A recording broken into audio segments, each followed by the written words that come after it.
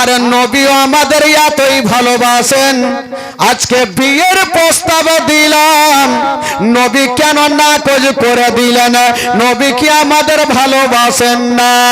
আবু বকর বলছেন ওমর এটা ওইটা কথা নয়, হয় না হয় আমার মহান আল্লাহ রাজি নাই, এই জন্য আমার নবীও রাজি হলেন না। আবু বকর বলছেন উমর হয়তো আমার নবী আল্লাহ রাজি নেই, এই জন্য হয়তো নবীও রাজি হইল না।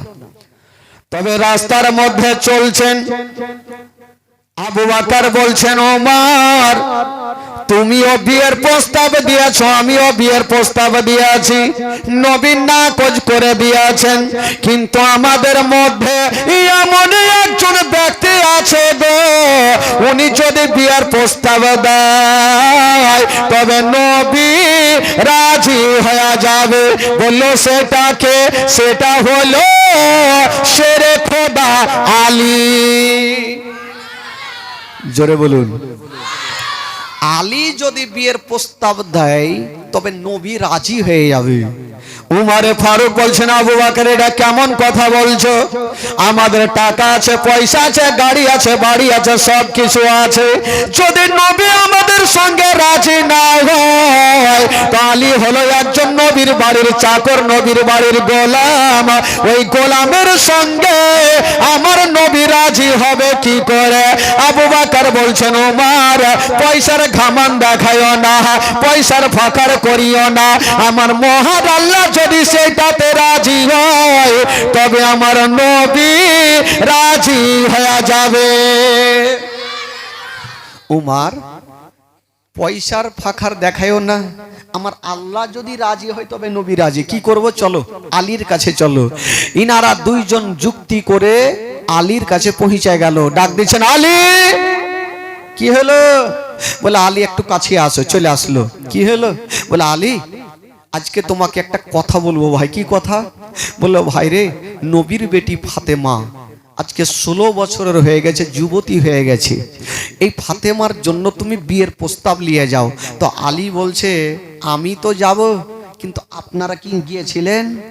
ইনারা বলছেন আলী আমরা গিয়েছিলাম, নবী নাকচ করে দিয়েছেন।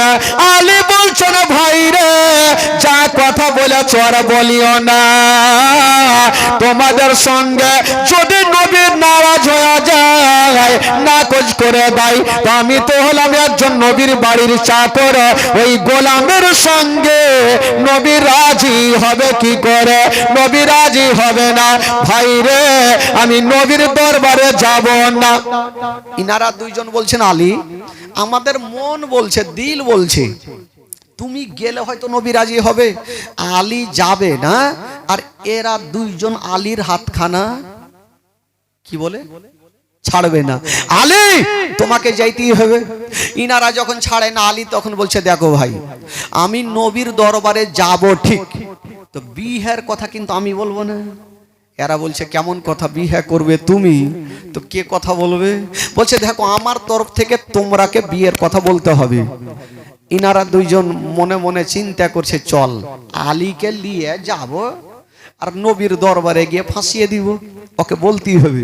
কিছু লোক থাকে না যখন মারপিট লাগবে ধর মার, মারপিট লাগলো ওই লোকটা আর নাই, উড়ে গেছে বাড়ি, ওই লোকটা বাড়ি চলে গেছে।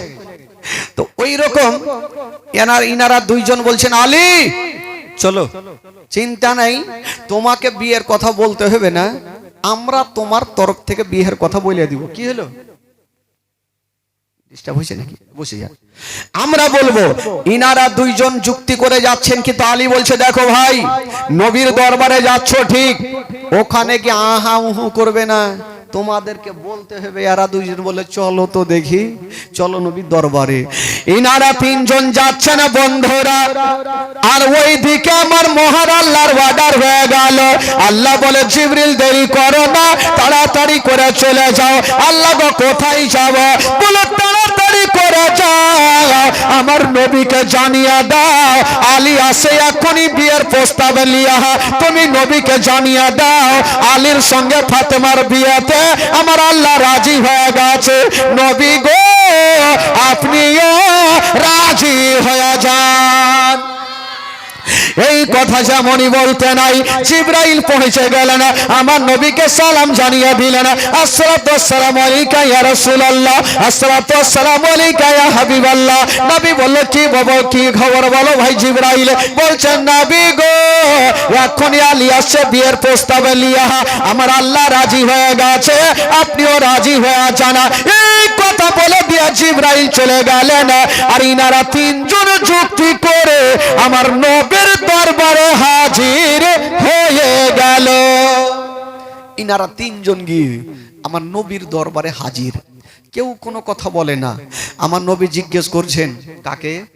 আবু বকর, কিসের জন্য এসছো?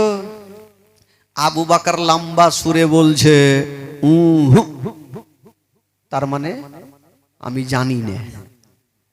উমার, কিসের জন্য এসছো? উমারও বলছে মানে আমিও জানি না। আলীকে বলছে আলী আচ্ছা কিসের জন্য এসছো? আলী চিন্তা করছি তো ফেঁসে গেলাম। এরাকে বুঝিয়ে সুঝিয়ে নিয়ে আসলাম, এরা বললো যে আমরা বলবো, আর এরা ফির শুরু করলে। আলী ওকে আবু বকরকে হুড়া মারছে, ওই বাড়ি থেকে ফাইসালা করে এসছো, তোমরা বলবে তো বলো। উমার বলছে, আবু বকর বলছে আমি বলবো না। উমার তুমি বলো, বলছে আমিও বলবো না। ইনারা দুইজন মুখ ঘুরিয়ে বৈশা আছে। আমার নবী আলীকে জিজ্ঞাসা করছেন আলী আমি উমারের কাছে শুনবো না, আবু বকরের কাছে শুনবো না, আমি তোমার জবান থেকে শুনতে চাই, বলো তুমি কেন এসছো? আলী বলল ফেঁসে গেলাম। আলী চিন্তা করছেন আল্লাহ গো আমি কেমন কথা বলবো, কেমন করে বলবো, কারণ আমি হলাম নবীর বাড়ির চাকর গোলাম। আর এই গরিবের সঙ্গে বাদশার বেটির বিবাহের কেমন কথা বলবো, আমি বলবো তো বলবো কি করে? আলী বলতে পারে না। আমার নবী বলছেন আলী দেরি করো না, তাড়াতাড়ি করে বলে দাও আমার কাছে কেন এসেছো? আচ্ছা বলুন তো ভাই, আলী যে আমার নবীর দরবারে কেন গেলেন আমার নবী জানে কি জানে না? একটু জোরে বলুন, জানে কি জানে না? আমার নবী সব জানে, আলীর জবান থেকে শুনবে, তার জন্য বারবার জিজ্ঞেস করছেন আলী আচ্ছা বলো কেন এসছো? আলী দেখছেন তো না বললে চলবে না, নবী জিজ্ঞেস করেছে বলতেই হবে। বলছেন ইয়া রাসূলুল্লাহ আমি আপনার কাছে এসেছি। আরে এসছো তো দেখছি, কিসের জন্য এসছো বলো?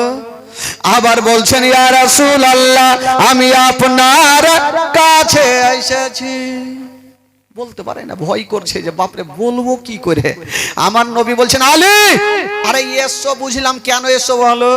আবার বলছে আমি আপনার কাছে এসেছি। বুকটা ফুটে কিন্তু মুখটা ফুটে না। আমার নবী বলছে আলী চট করে বলো। আলী বলছেন ইয়া রাসূলুল্লাহ আমি বলবো, তবে আলী বলার আগে পিছনে ঘুরে দেখছে কোন গুলখি আছে কিনা। গুলখি বুঝলেন? গুলখি কি বলে আপনাদের ভাষায় ওইটা? হল্লি, গল্লি, গাল্লি, গল্লি গাল্লি, কারণ আমাদের আর আপনাদের ভাষায় একটু টেঁড়া টুনিতে হবে। গাল্লি দেখছে আলী যে ভাগার কোন রাস্তা আছে কি নাই, যদি রেগে যাই গাল্লিতে ভাগে যাব বইলে তো দি। আলী ফের চিন্তা করছে যদি নারাজ হয়ে যাই তাহলে ফের মুশকিল হয়ে যাবে। আলী পিছনে ঘুরে দেখছেন অনেক গাল্লি আছে, যদি নবীর আগে তবে গাল্লি দিয়া ভাগব। বলছেন ইয়া রাসূলুল্লাহ আমি আপনার কাছে এসেছি আপনার ছোট্ট বেটি ফাতেমার বিয়ের প্রস্তাব লিয়া। যেমন কথা বলতো না আমার নবীর জবান থেকে বেরিয়ে গেল আলহামদুলিল্লাহ রাব্বিল আলামিন। আমার নবী বলছেন আলী আমি এই বিয়েতে রাজি হয়ে গেলাম।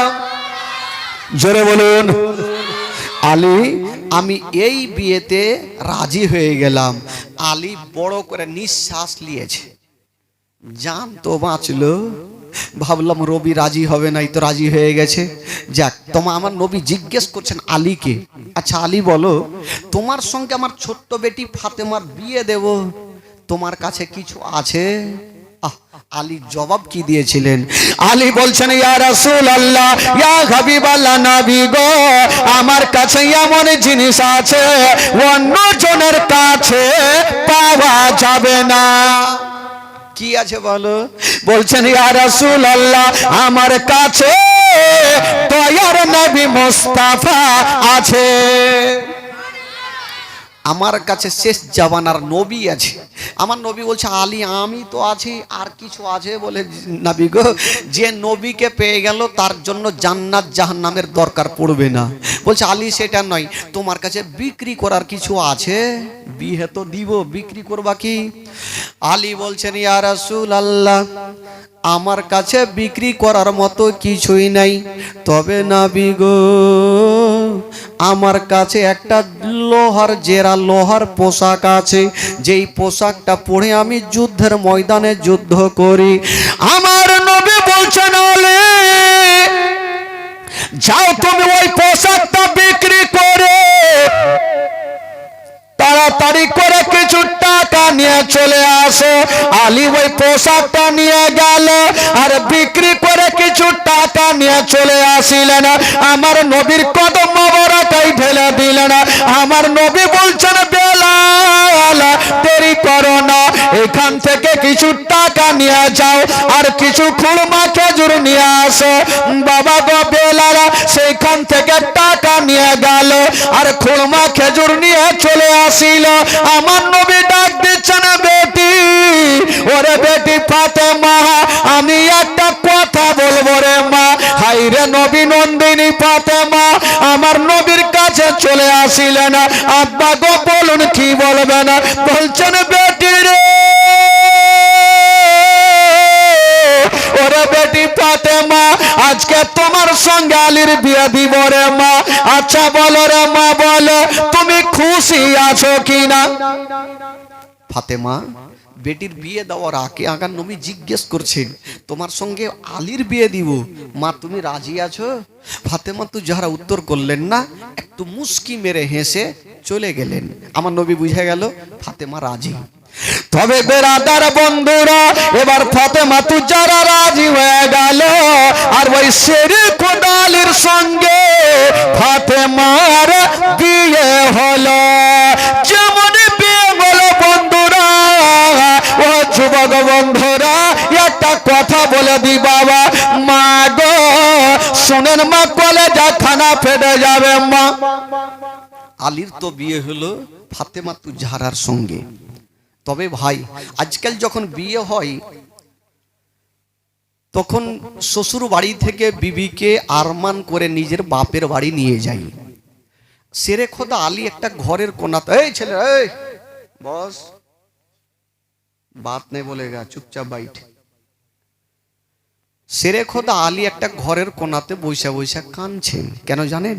আল্লাহ গো, আজকে নবীর বেটি ফাতেমার সঙ্গে আমার বিয়ে, আমার তো বাড়ি নেই, ঘর নেই, আমি ফাতেমাকে কোথায় নিয়ে যাব? আহ, যিনি হচ্ছেন কোন ফাতেমা জানেন? যেই ফাতেমা তু জাহরা সমস্ত নারীদেরই সর্দারিনী ফাতেমা। ওই ফাতেমা সকাল সন্ধ্যাতে সাজদাতে পড়েছেন, সকাল হয়ে যেত একটা সাজদা খতম হইতো না। জোরে বলুন সুবহানাল্লাহ। ওই ফাতেমাকে আমি নিয়ে কোথায় যাব আল্লাহ? আলী কাঁদছেন আর দোয়া করছেন, আল্লাহ তুমি একটা সুরাহা করে দাও। ইজ্জতের মালিক আল্লাহ, জিল্লতের মালিক আল্লাহ। সামনে দিক থেকে একটা খোদার বান্দা চলে আসিল। ইয়া রাসূলুল্লাহ, আপনাকে একটা কথা বলবো। বলো। নবী গো, আমার আল্লাহ আমাকে কয়েকখানা ঘর দিয়েছে। ইয়া রাসূলুল্লাহ, যদি আপনি মনে কিছু না করেন, তবে আপনার বেটি জামাইয়ের জন্য আমি একখান ঘর ছেড়ে দিলাম, যতদিন থাকবে কোনো ভাড়া লাগবে না। আমার নবী বলল, ঠিক আছে। তবে তোমার ঘরে আমি পাঠিয়ে দিব। তবে বেরাদার বন্ধুগণ একটা কথা বলি মা, এই বাবা এই তোরা কথা বলিস না রে বাবা, চুপচাপ একটু বস, একটু বস। আমার নবী মুস্তাফা বেটি ফাতেমাকে বিদায় দিচ্ছেন বাবা। তবে মা গো, যখন কোনো মা বিবাহর পরে শ্বশুর বাড়ি যায় মা, তবে ওই মা ডুগরে ডুগরে কান্দে। হাইরে নবী নন্দিনী ফাতেমা যেন ডুগরে ডুগরে কানতে লাগলো। আমার নবী বলছেন, বেটি রে কাঁদছো কেন মা? ফাতেমা বলছেন, আব্বা গো আমি সেটার জন্য কান্দি না। আব্বা গো আমার বিবাহ হয়েছে আমি সেটার জন্য কান্দি না, বিদায় নিয়ে যাচ্ছি তাও কান্দি না। আব্বা গো আজকে আমি যাচ্ছি শ্বশুর বাড়িতে, আব্বা গো আমার মা জগতে বেঁচে নাই। আব্বা গো যার মা জগতে নাই তার দুনিয়াতে কিছুই নাই। আজকাল বেটি যখন যাবে শ্বশুর বাড়িতে, মার বুকে ঢুকে যাবে আর ডুগরে ডুগরে কাঁদবে। মা মাথায় হাত বুলিয়ে দিবেন, মা তুমি কান্দিও না রে মা, কান্দিও না, 2-4 দিন পরে আমি তোমার মা তোমার কাছে যাব। এই কথা বলে বেটিকে সান্ত্বনা দেয়। হাইরে নবী নন্দিনী ফাতেমা চোখ দিয়া চর চর করে পানি চড়ে যাচ্ছে মা। আমার নবী বলছেন, বেটি রে তুমি কাঁদছো কেন মা? বলছেন, আব্বা গো আমার মা জগতে বেঁচে নাই। বলি আব্বা আমার দুনিয়াতে কিছুই নাই। বেরাদার বন্ধুরা, হাইরে নবী নন্দিনী ফাতেমা ডুগরে ডুগরে কাঁদতে লেগেছেন বাবা।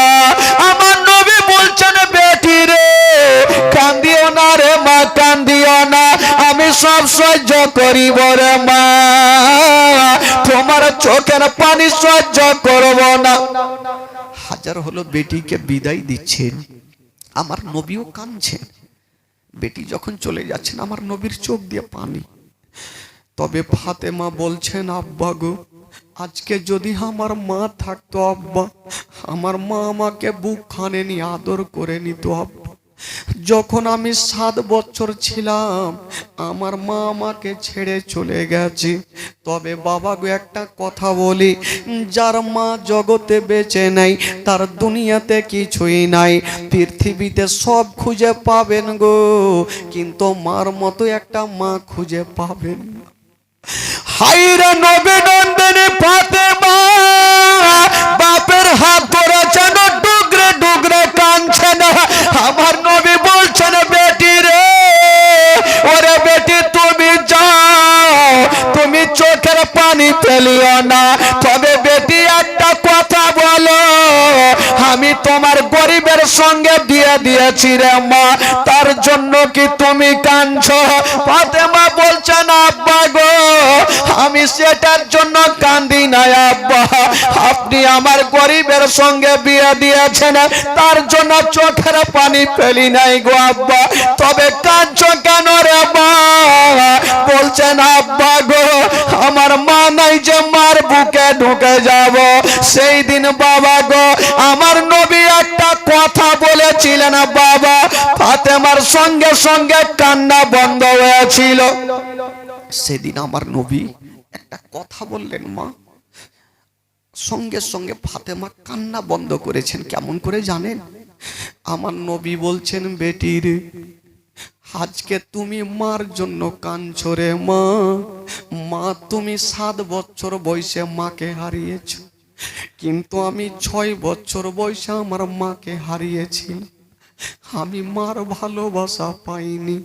হাইরে আমার নবী কাঁদছেন। হাইরে নবী নন্দিনী ফাতেমা বাপের চোখের পানি মুছে দিচ্ছেন। আব্বা গো আব্বা আপনি কাঁদবেন না, আমি আর কাঁদবো না, কথা দিলাম আব্বা কাঁদবো না। আমার নবী বলছেন, বেটি রে তবে তুমি যাও রে মা। হাইরে নবী নন্দিনী ফাতেমা সেইখান থেকে একটা বাড়িতে পৌঁছে গেছেন বাবা। যেমনই যেতে নাই মা, আমার নবী ফাতেমাকে 5টা মিনিট না দেখলে থাকতে পারে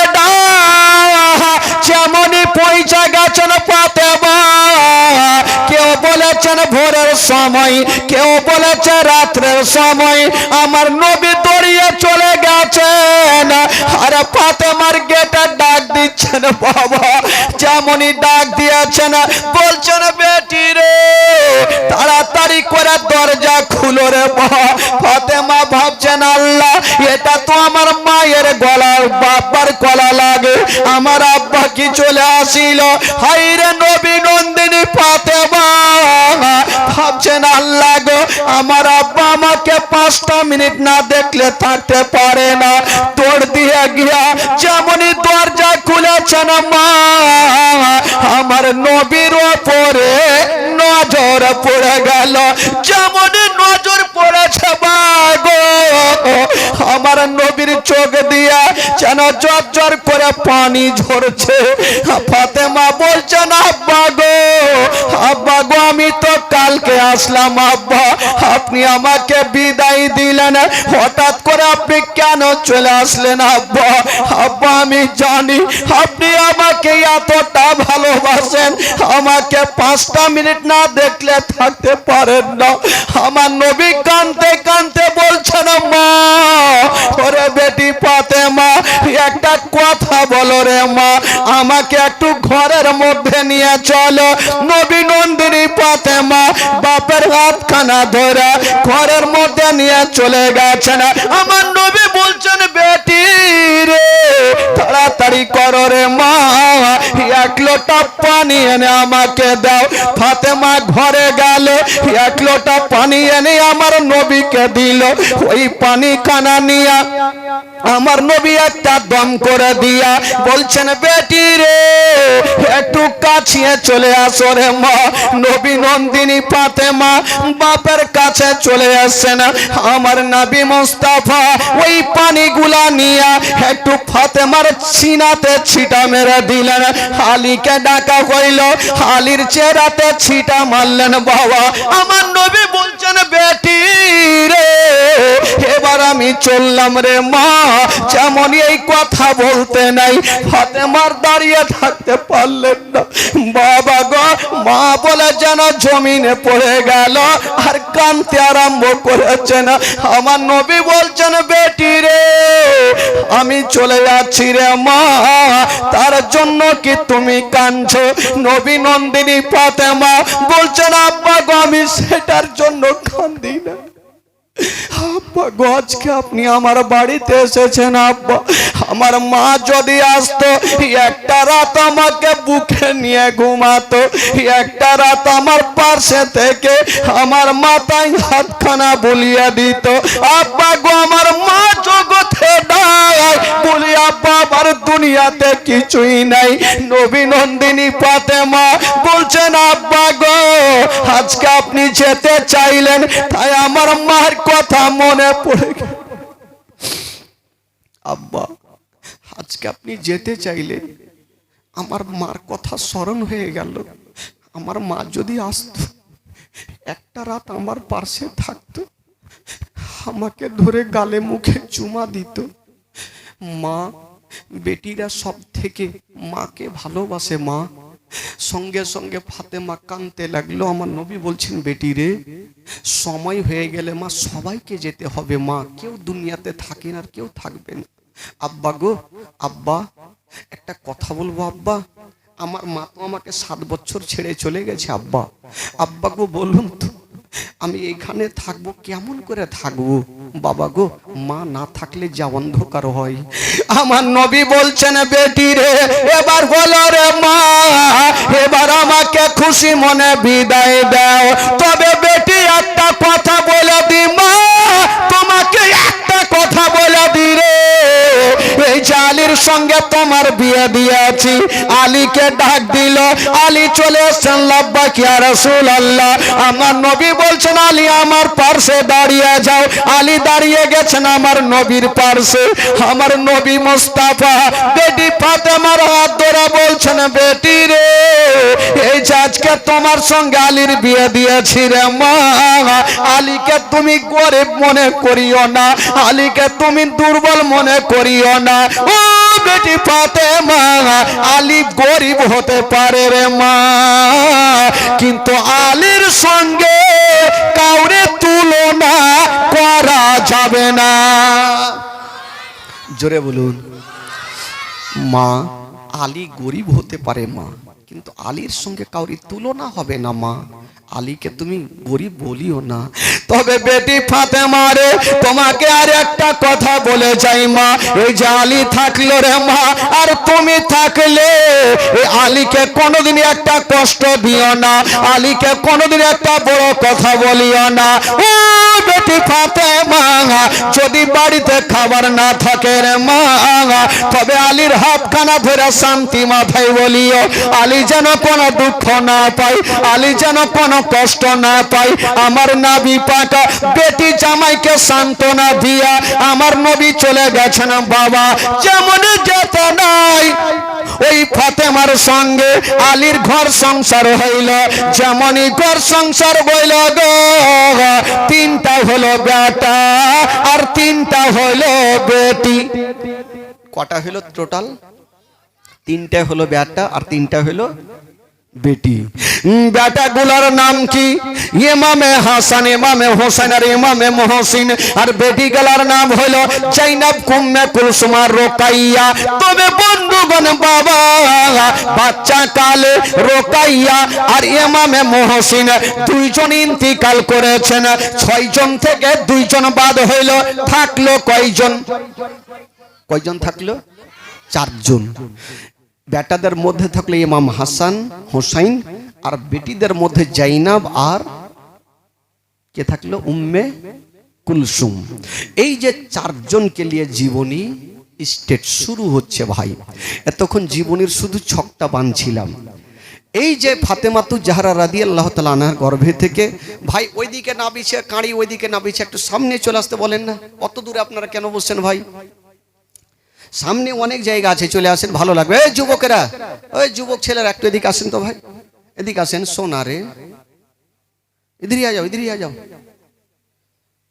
হ্যাঁ, এর আগে দেখেন তো মা বহিনেরা কত সুন্দরভাবে বসেছে, একদম বিড়ে বানহার মতন বসেছে। এরা জানে যে বিড়ে বানহা গজল পাবো, তো চিন্তা নেই খালা।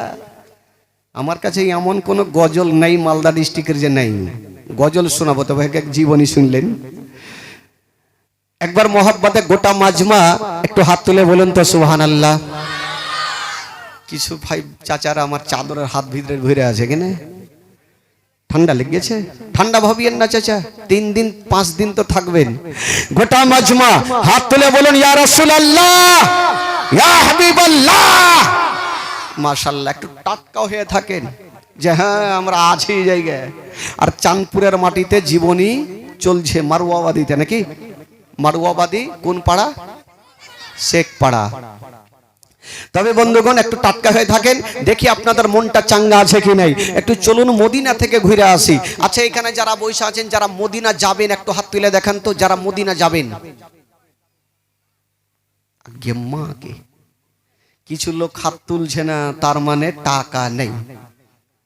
টাকা লাগবে না ভাই, টাকা লাগবে না, লাগবে দিল। যার দিল আছে তার মদিনা আছে, যার দিল নাই তার মদিনাও নেই। টাকার জন্য যেতে পারি না, তো চলো শেখ পাড়া থেকে ঘুরে আসি মদিনা। চলুন দেখি, আমার সঙ্গে গোটা মাজমা চলেন। আমার ভালো লাগে না আমি যাব মদিনা, পড়ুন। আমার ভালো লাগে না।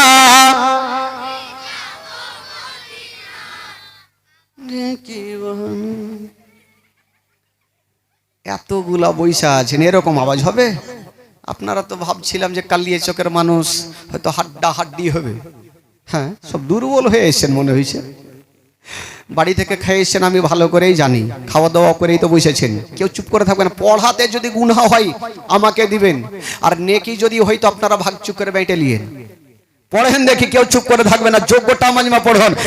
আমার ভালো লাগে না আমি যাব মদিনা, আমার ভালো।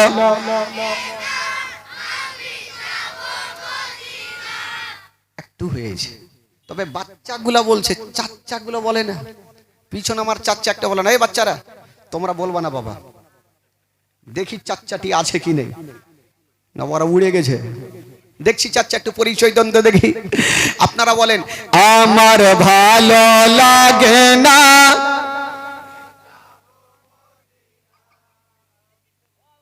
একটু আছে, যাইনি এখনো আছে, তবে একবার গোটা মাজমা পড়েন। আমার ভালো লাগে না, আমি জোরে, আমার ভালো লাগে না, আমি মদিনাতে না গেলে মনে শান্তি হবে না। আমার ভালো, আরো জোরে, আমার ভালো লাগে না, মনে আছে যে আশা নবী গো হবে তোমার সঙ্গে দেখা, মনে আছে যে আশা নবী গো হবে তোমার সঙ্গে দেখা। ওগো পাখির মতো থাকতো ডানা, পাখির মতো থাকতো ডানা, উড়ে যাবো মদিনায়। আমার ভালো লাগে না, জোরে জোরে জোরে, আমার ভালো লাগে না, আমি আমার ভালো লাগে না, আমি পাঁচ ওয়াক্ত নামাজ যারা করিবেন আদায়, পাঁচ ওয়াক্ত নামাজ যারা করিবেন আদায়, ওগো নামাজ না পড়িলে পরে নেকি মিলবে না। আমার ভালো লাগে না, আমার ভালো লাগে না, আমি মদিনাতে না গেলে মনে শান্তি হবে না। আমার ভালো, একবার গোটা মাজমা বলুন তো সুবহানাল্লাহ, মাশাআল্লাহ। এইরকম যদি লোক বৈশা থাকে, কে কি বলছি রে বাবু,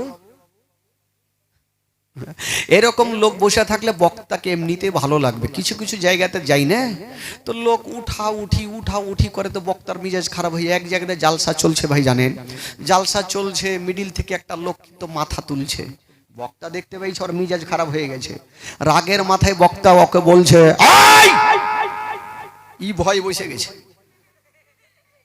ও এমনিতে মাথা তুলে না, ওকে প্রচুর হারে লেগেছে পায়খানা। সব থামা যাবে ভাই, পায়খানা থামা যাবে না। 10 মিনিট পর আবার মাথা তুলছে, বক্তা ফের দেখে লেগেছে, ফের বসে গেছে। ই ভাবছে আল্লাহ বাড়িতে ঘুমাইতুম ভালো ছিল, কোন মাওলানার জালসা শুনতে আসলাম, পায়খানায় বন্ধ করে দিলে। হঠাৎ করে কারেন্টটা কিন্তু ভেঙে গেছে, অন্ধকার। ই ভাবছে এই সুযোগে ভাগতে হবে, না হলে মুশকিল। উইঠা বাবা পার্সে চলে এসে, কোন দিকে যাব, তো পার্সে 8 নম্বরের জুতা পড়েছিল, এই জুতাতে কাম ছেড়ে দিয়ে যা বসে গেছে। আর বলছে মৌলানা সাহেব এ বান্দা সারা রাত থাকবে, ভাগবে না। ভাগবে কিনা, ও তো ট্যাঙ্কি খালি করলেছে। আর আসলে জানেন ওই জুতা সাধারণ লোকের ছিল না, যে মাওলানা জালসা করছিল ওয়ারি জুতা। মাওলানা সাহেব জালসা শেষ করে ভাবছে রুমে যেতে হবে, যেমনই নামে পা ভরেছে তো খাচাং করে উঠেছে। এই কুণ্ঠে থেকে শীত এলো রে ভাই, বেরাদার বন্ধুগণ। এই জন্য বলি যদি কাউরি লাগে তাহলে যাই, না হলে এমনি যাই না ভাই, চুপচাপ বসে থাকবেন, মাশাআল্লাহ ভালো লাগবে। একবার মহব্বতে বলে দিন সুবহানাল্লাহ, আরো জোরে বলুন সুবহানাল্লাহ। বাবা গো, তবে বলুন তো মা ফাতেমার গর্ভে থেকে টোটাল কয়টা সন্তান হইল? কয়টা হইল? বেটাগুলার নাম কি?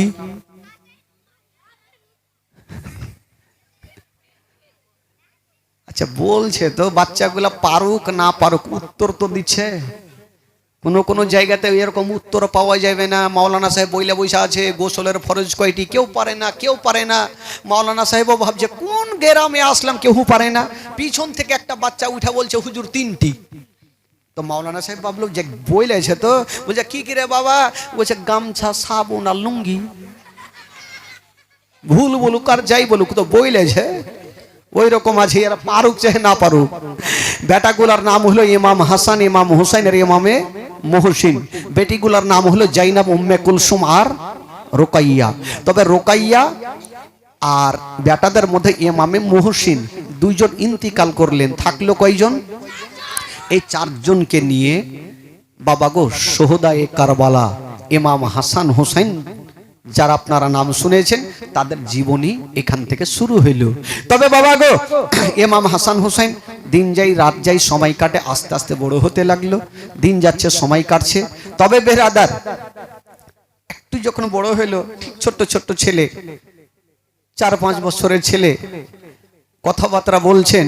ইমাম হাসান আর ইমাম হুসাইন দুইজন ভাই একদিন সিলটে লেখা লিখেছেন। সিলট বুঝলেন? সিলট আজকাল আছে চাচা? সিলট আছে? সিলট কম আছে, মানে আগে তো সিলট ছাড়া কিছু ছিল না, এখন সিলট কম আছে।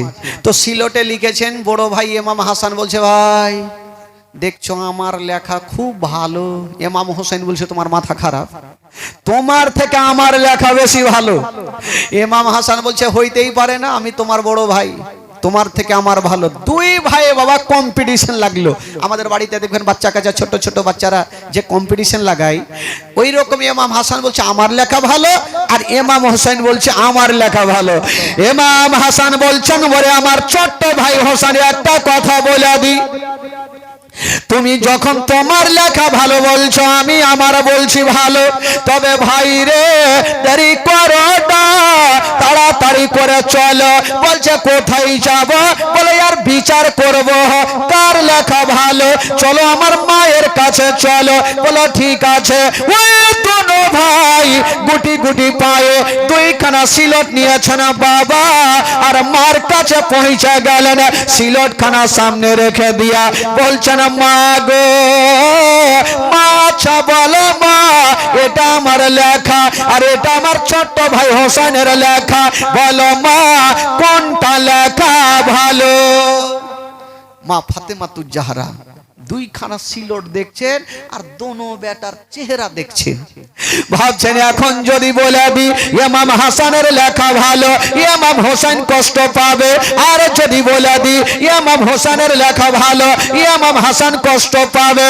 মা বলছেন, আল্লাহ আমি কোন বেটাকে কষ্ট দিব না। জোরে বলুন, মা আমি কোনো বেটাকে কষ্ট দিব না। আজকাল যদি আমার মা বহিনেরা হইতো তো 1 সেকেন্ডের মধ্যে উত্তর দিয়ে দিত, যা বড় বেটার লেখা ভালো, যা তোরা ঝামেলা করবি কর। কিন্তু ফাতেমাতুজ জাহরা চিন্তা করছেন, যদি বড় বেটার লেখা ভালো বলে দিই আমার ছোট্ট বেটা কষ্ট পাবে, আর ছোট্টর ভালো বলি তো বড় বেটা কষ্ট পাবে। আল্লাহ গো আমি কি করব? হাই রে নবী নন্দিনী ফাতেমা বলছেন, বেটা রে ওরে লাডলা দুলারা, যেই প্রশ্ন তোমরা করেছো বেটা, ইয়ার উত্তর আমি দিতে পারবো না। মা এটা কেমন কথা বলছেন? এত নরমাল প্রশ্ন উত্তর দিতে পারবেন না? বলছে না রে বেটা, তাহলে কি করব? বলছে যা বেটা, এই প্রশ্নের উত্তর যদি দিতে পারে একজন পারবে, কে? বলে তোমার আব্বার কাছে চলে যাও, তোমার আব্বা দিয়ে দিবে। এরা দুটো বেটা ভাবলো যে আব্বা যখন পারবে তো দেরি কেন করব, নিজেরই তো আব্বা। দোনো বেটা আবার দুইখানা সিলট নিয়ে চলে গেছেন। ওই ছেলেরা বস, বসো বাবু বসো। দোনো বেটা সিলট খানা নিয়ে আব্বার সামনে পৌঁছে গেছেন, আর বলছেন, আব্বা গো এটা আমার লেখা আর এটা আমার ছোট্ট ভাইয়ের লেখা, বলেন আব্বা কোনটা লেখা ভালো?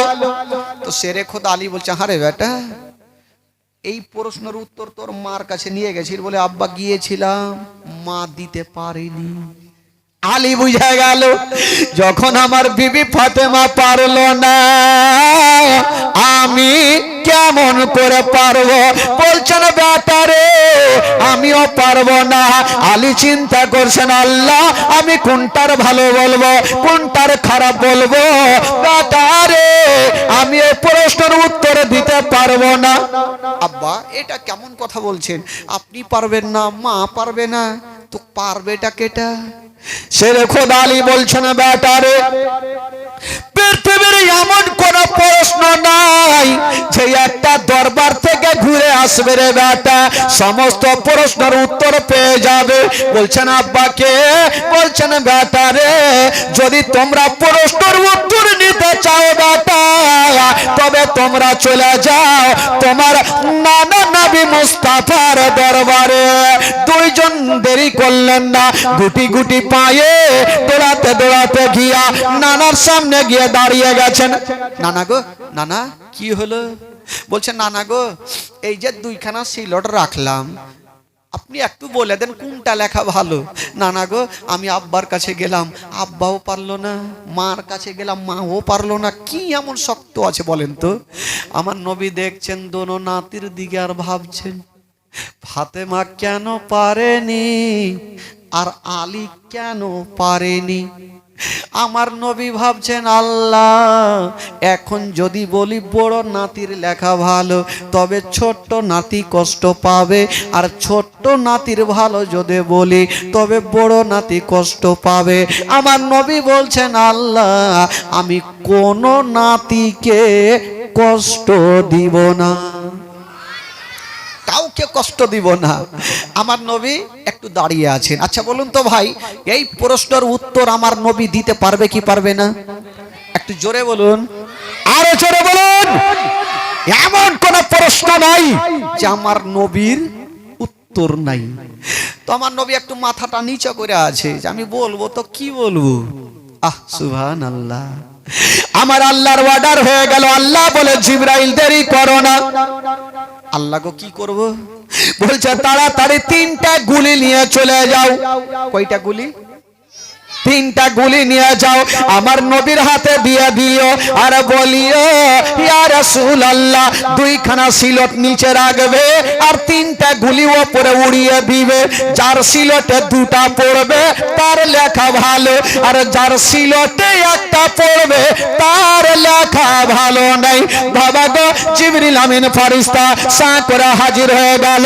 আমার নবীকে সালাম জানিয়ে দিলেন, আসসালাতু ওয়াসসালামু আলাইকা ইয়া রাসূলুল্লাহ, আসসালাতু ওয়াসসালামু আলাইকা ইয়া হাবিবাল্লাহ। নবী বলেন, ভাই জিবরাইল বলো কি খবর? বলছেন নবী গো, আপনি আর দেরি করবেন না, এই যে 3টা গুলি আপনি নিয়ে নিন, আর দোনো নাতিকে বলে দেন 3টা গুলি উপরে চালাবো, যার সিলটে 2টা পড়বে তার লেখা ভালো, আর যার সিলটে 1টা পড়বে তার লেখা ভালো নাই। এই বলে দিয়ে জিবরাইল বাবা চলে গেলেন, আর আমার নবী মুস্তাফা দোনো নাতিকে কাছে ডাকলেন। ওরে আমার নাতিরা চলে আসো, তোমাদের উত্তর চলে এসছে। চলে আসলো। নানা গো কি উত্তর একটু বলেন? বলছে, ওরে আমার নাতিরা, এই যে দেখো আমার হাতে কয়টা গুলি আছে? বলে নানা 3টে। বলে নাতি তোমাদের সিলট কয়খান আছে? বলছে 2খান।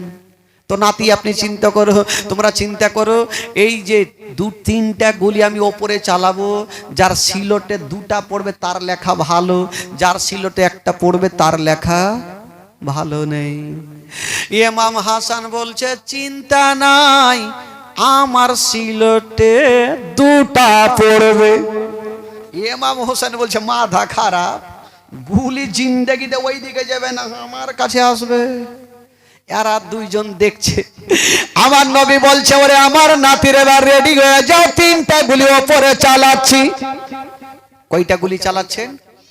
3টা গুলি ওপরে চালিয়ে দিয়েছেন বাবা, যেমন চালিয়েছেন মা, ওই 3টা গুলি। ইমাম হাসান বলছে, গুলি রে তোকে ওপরে থাকতে হবে না, আমার সিলটে 2টা চলে আয়। ইমাম হাসান বলছে, আমার সিলটে আয়। ইমাম হোসেন ওইদিকে বলছে, খবরদার যাবি না, আমার সিলটে 2টাই। গুলিও বাবা চিন্তা করছে, করবো তো করবো কি। বাবা গো দেরি করলেন না, যেমন 3টা গুলি চালিয়েছেন বাবা, 1টা গুলি ইমাম হাসানের সিলটে পড়ে গেছে, আর 1টা গুলি ইমাম হোসেনের সিলটে পড়ে গেছে। আচ্ছা বলুন তো বাবা, কয়টা গুলি চালিয়েছিল? পড়েছে কয়টা, থাকলো কয়টা? ওই গুলিটা কোনঠে গেল? ওই গুলিটা বাবা ওপরে বান বান করে ঘুরতে আছে, কোন দিকে পড়ে না। ইমাম হাসান বলছে, গুলি রে তোকে ঘুরতে হইবে না, আমার কাছে আয়। ইমাম হোসেন বলছে খবরদার ওই দিকে যাবি না, এদিকে আয়। ই গুলি বাবা চিন্তা করছে, এখন যদি ইমাম হোসেনের সিলটে যাই ইমাম হাসান কষ্ট পাবে, আর ইমাম হাসানের সিলটে যাই তাহলে ইমাম হোসেন কষ্ট পাবে, কি করব? ওই গুলি ঘুরছে, ইমাম হাসান ডাকছে নিজের সিলটে, ইমাম হোসেন ডাকছে ও নিজের সিলটে। কবি লিখেছেন বাবা, ও কম্পিটিশন চলছে দেখো হাতের লেখা লেখি, আরে কাহার হাতের লেখা ভালো মা বলো না দেখি, মা বলো না দেখি, তারিখে তার ভাষণা, তারিখে তার ভাষণা, দুইজনে সমান, ধীরে ধীরে চলেন নবী ঈদগাহের ময়দান, ধীরে ধীরে চলেন নবী ঈদগাহের ময়দান। জোরে বলুন সুবহানাল্লাহ, আরো জোরে। ও পিতাই আমার শেরে খুদা, মাতা জান্নাত রানী, নানা আমার কমলিওয়ালা মক্কি ও মাদানি, মক্কি ও মাদানি, মক্কি ও মাদানি, লুটিতে পারে নিশান, লুটিতে পারে নিশান এ জিদ মারওয়ান, ধীরে ধীরে চলেন নবী ঈদগাহের ময়দান, ধীরে ধীরে চলেন নবী ঈদগাহের ময়দান। দুই কাঁধেতে চেপে আছেন আমার হাসান হোসেন, ধীরে ধীরে চলেন নবী ঈদগাহের ময়দান। জোরে বলুন সুবহানাল্লাহ। একটা গুলি কোথায় ছিল ভাই? একটু জোরে বলুন। উপরে। ইমাম হাসান বলছে আমার দিকে আই, আর ইমাম হোসেন বলছে আমার দিকে যা। বিচার কি হবে? আমার নবী দেখছেন গুলির দিকে বন্ধুরা, ওই গুলি কোন দিকে যাই না, ইমাম হাসান সিলটে যাই না, ইমাম হোসেনের সিলটে যাই না, ওই গুলি ঘুরতে ছিল। আমার আল্লাহর অর্ডার হয়ে গেল, আল্লাহ বলে জিবরাইল দেরি করো না, তাড়াতাড়ি করে চলে যাও। আল্লাহ গো কোথায় যাব? বলো তাড়াতাড়ি করে যাও। আর যেই গুলিটা ওপরে ঘুরতেছে ওই গুলিটাকে তুমি দুই খণ্ড করে দাও। বাবা গো জিবরিল আমিন সাহ করে হাজির হয়ে গেল, যেই গুলিটা ওপরে ঘুরতেছিল বাবা দুই খণ্ড করে দিয়েছেন। বাবা গো অর্ধেকটা ইমাম হাসানের সিলটে পড়ে গেছে, অর্ধেকটা ইমাম হোসেনের সিলটে পড়ে গেছে। আমার নবী পাক ডাক দিয়ে বলছেন, ওরে আমার নাতিরা তোমরা ভালো করে দেখলা, তোমাদের দুইজনারই লেখা একই সমান। জোরে বলুন। তোমাদের দুইজনারই লেখা একই সমান। সুবহানাল্লাহ। কেমন আমার নবী বিচার করেছেন বাবা, শুধু এটা নয়। তবে বন্ধুগণ ভাই একটা কথা, ফাতেমাতুজ জাহরা ইমাম হাসান হোসেনের জীবনী আপনারা তো বহুবার শুনেছেন নাকি? কয়বার শুনেছেন মোটামুটি?